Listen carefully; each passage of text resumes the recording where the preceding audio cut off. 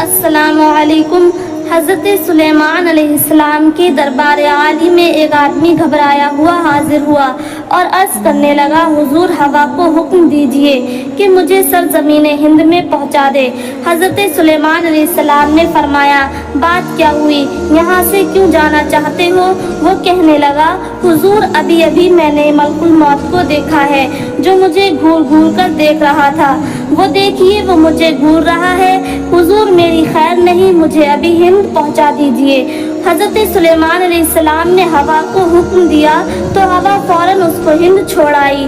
تھوڑی دیر کے بعد ملک الموت حضرت سلیمان علیہ السلام کے پاس آیا اور عرض کرنے لگا، حضور سنا، آپ نے سنا اس آدمی کا قصہ؟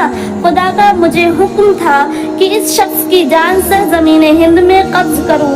میں حیران تھا کہ اس کی جان ہند میں قبض کرنے کو فرمایا گیا ہے اور یہ یہاں آپ کے پاس کھڑا ہے۔